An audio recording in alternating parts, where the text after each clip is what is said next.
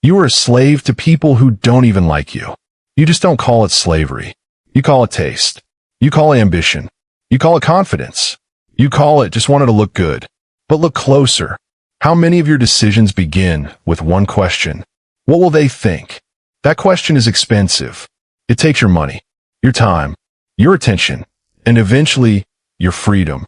Because the most dangerous approval trap isn't when someone tells you what to do. It's when you start doing it yourself. Because you've already imagined how other people will react. And you don't even realize you're obeying. Wanting to be accepted isn't weakness. It's human. The problem begins when acceptance stops being something you enjoy and becomes something you need. Your audience is no longer just your friends. It's your coworkers, your family, your followers, strangers online, people you haven't spoken to in 5 years. And somehow, all of them have a seat at the table when you make decisions about your own life. You buy something, you post something, you say something, you don't say something. And somewhere in the background, there's always the same question. How will this look? Be honest. When was the last time you wanted something before thinking about how it would look to somebody else? That's where the problem begins. Because once appearance becomes more important than reality, you start spending money to look successful instead of becoming successful. Imagine someone earning $5,000 a month. The salary isn't terrible, but the phone needs to be expensive. The clothes need to be branded. The car needs to look impressive. The restaurant needs to be somewhere worth posting. And suddenly, the person isn't spending money based on what they need. They're spending money based on what they want other people to believe. That's the approval poverty loop. Insecurity, comparison, purchase, approval, temporary relief. Then insecurity returns. So the cycle begins again. And here's the part nobody wants to admit. You're not buying the object. You're buying the reaction. The phone isn't enough. You need someone to notice it. The clothes aren't enough. You need someone to compliment them. The car isn't enough. You need someone to think you've made it. And the tragedy is that you can spend years becoming very good at looking successful, while your actual financial position barely moves. Some people aren't becoming richer. They're becoming better at looking less poor. So ask yourself something uncomfortable. If nobody could see what you own for the next 5 years, what would you still buy?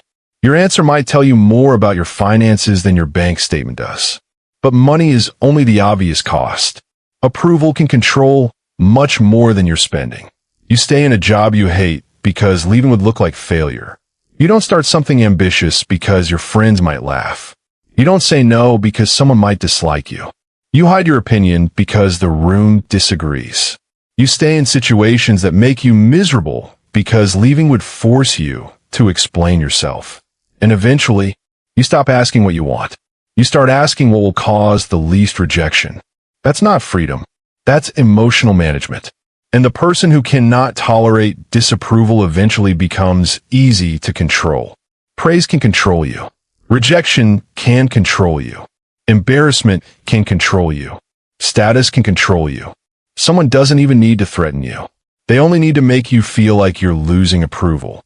And you'll correct your behavior yourself. That's the real trap. The cage doesn't need a lock when you guard the door yourself. But understand this carefully. The answer isn't to stop listening to people. That's childish. Other people can see things you can't. Criticism can be useful. Advice can save you years. The goal isn't to reject outside opinions. The goal is to stop outsourcing the final decision. The internal scoreboard. There's a difference between hearing the world and allowing the world to write your decisions. Start replacing one question. Instead of, do they approve? Ask, did I do what I believe is right? That's the internal scoreboard. Did I keep my word? Did I protect my time? Did I improve my position? Did I make the difficult decision? Did I act according to my values? Notice what happens. The audience disappears, and you're left with yourself. Feedback is useful. Obedience is different. You can listen without surrendering. You can accept criticism without changing who you are. And you can disappoint someone without betraying yourself. 3 ways to break the habit. You don't need another motivational speech. You need practice. 1. The invisible test. Before buying something, posting something, or proving something, ask, would I still do this if nobody ever knew? If the answer is no, don't automatically stop. Investigate the motive. What exactly are you trying to make people believe? 2. The delay. When you feel the urge to prove yourself, wait. Don't immediately reply. Don't immediately post. Don't immediately buy. Don't immediately defend yourself. Give the emotion time to die. Because the version of you that needs to prove something immediately is usually not the version of you making the best decision. You don't need to win every argument your ego starts. 3. The disapproval rep. Every day, do one harmless thing without optimizing it for approval. Say no. Keep a goal private. Don't post an achievement. Express an honest opinion, or what you actually like. Spend according to your priorities. The purpose isn't rebellion. It's something more difficult. Learning to tolerate being misunderstood.